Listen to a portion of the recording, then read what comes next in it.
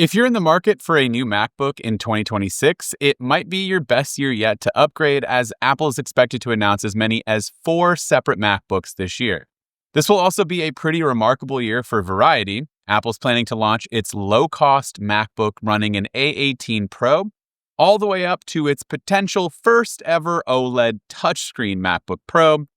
And before we get into all of the nitty-gritty details, I just highly recommend subscribing so you not only miss all of the details surrounding upcoming Apple products, but we'll of course go hands-on with every new major release in 2026, and we'll have full reviews of everything, so subscribe now if you haven't already. Also, let me know in the comments if you're a new subscriber or a regular subscriber or returning viewer. Would love to know who this video reaches. All right, let's start with the low-cost MacBook. Apple's reportedly working on a new MacBook that's all about giving Chromebooks and those entry-level Windows PCs a run for their money. This new device is perfect for students, businesses, and anyone who just needs a reliable laptop for web browsing, some document work, emails, or even some light media editing. It should be able to handle all of that with no problem. Now let's talk specs. This new MacBook is going to have a 13-inch display, a little bit smaller than the MacBook Air, but don't worry, it's still got that sleek, ultra-thin, and lightweight design that we all love. It'll feature a lower-end LCD display, but it is Apple, and I expect that LCD display to still look pretty good despite it being, not as good as a mini LED display or even the OLEDs that we're going to talk about later in this video, but I hope it's still good. Under the hood, Apple is adding in its A18 Pro chip. Now, you might remember this chip from the iPhone 16 Pro. It's going to be about 40% slower than the latest chip, but when it comes to multi-core CPU performance, it's pretty much on par with the M1 chip from 2020 in that MacBook Air that we saw. And get this, it even beats the M1 in graphics. So honestly, it should be plenty for those who would end up being the target demo for this type of machine. I don't think power is going to be an issue at all. One thing to note, though, is that the A18 Pro chip doesn't support Thunderbolt, so you're going to have to rely on these regular USB-C ports for any kind of data transfer. The speed should be fine. You shouldn't be doing a whole lot of heavy media transfer on this type of machine, but yeah, for normal transfers of files, hopefully the USB-C ports will hold up just fine. As far as MacBook Pros go, Apple is going to refresh the rest of the MacBook Pro lineup with the M5 Pro and M5 Max chips in early 2026.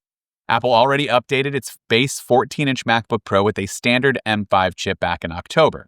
Now, the M5 series is based on TSMC's third-generation 3nm technology, and based on the improvements to the base MacBook Pro with M5 chip, you get faster SSD performance and a higher memory bandwidth. Those are also likely for the high-end models. We're not expecting other major changes, and Apple is going to be holding over a completely refreshed design for the M6 model. So if you're looking for basically a chip bump and some spec improvements, that's what you're going to get with this year's MacBook Pros. If Apple keeps its current pricing model, the 14-inch MacBook Pro with M5 Pro chip will start at $1999, while the 16-inch model with M5 Pro chip will start at $2399. For the M5 Max equivalents, you're looking at $3199 for the 14-inch and $3499 for the 16-inch. While the M4 MacBook Air model isn't exactly old, attention is already turning to its successor. So the M5 series is reportedly being manufactured again off of TSMC's advanced 3nm process technology, and we have some idea of what we can expect in terms of performance thanks to, again, the recently released M5 with not only the M5 MacBook Pro, but the iPad Pro benchmarks, showing single-core scores around 4133 and multi-cores jumping up to 15,437. That's a 12 to 15% jump over the M5 or M4 iPad Pro, in both categories. As far as graphics performance, the M5 chip appears to have a 36% faster GPU compared to the M4 chip. So expect a pretty modest upgrade here, even if it's just chip performance from M4 to M5 with the MacBook Air. The benchmark suggests that Apple has focused on modest clock speed increases and core-level efficiency improvements for the M5 chip, rather than a architecture overhaul. In other words, the M5 will be similar to the step-wise performance upgrade from M3 to M4. You can also expect a 10 to 15% faster CPU speeds and slightly more powerful GPU, better efficiency, leading to longer battery life. Bloomberg's Mark Gurman reports that Apple plans to roll out M5 versions of the MacBook Air in the first quarter of this year. Based on previous spring refreshes, this suggests a likely March 2026 window. As for pricing, we expect it to remain stable, with the base model sticking at that current entry-level price of $999. And finally, we've got a fun little surprise that's hopefully coming to the end of 2026, and that's a brand new OLED touchscreen MacBook Pro. Apple's reportedly working on a completely new version of the MacBook Pro packed with the next-gen hardware features.